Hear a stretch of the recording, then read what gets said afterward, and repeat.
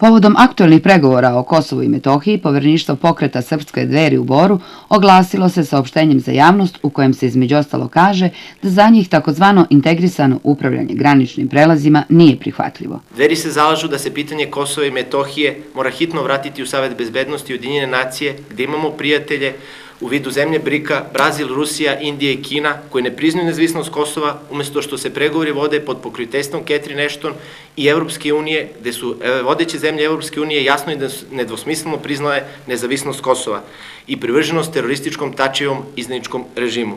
Vlada Srbije koju vodi Dačić uz podršku Dinkića i Vučića mora se opredeliti u narednih 48 sati. Da li je to vlada Srbije ili vlada izdaje? Ako se opredele za nastavak pregovora sa Tačijem po diktatu Evropske unije i uspostave granicu između Kosova i Metohije i ostatka Srbije, onda Dveri jasno poručuju da su jedino rešenje vanredni parlamentarni izbori.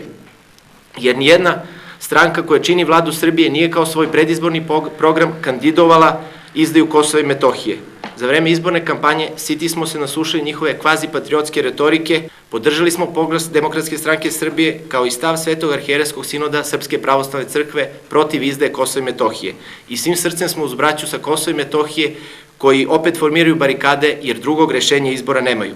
Na konferenciji za novinare Povereništvo pokreta Srpske Dveri najavilo je i nastavak pregovora i povezivanje ovog pokreta sa ostalim patriotskim snagama, organizacijama i ličnostima kako bi, kako je rečeno, ovaj front što pre pokazao jedinstvo i snagu, a rečeno je i to da će naredne nedelje u Beogradu i Novom Sadu biti održana protestna okupljanja i tribine.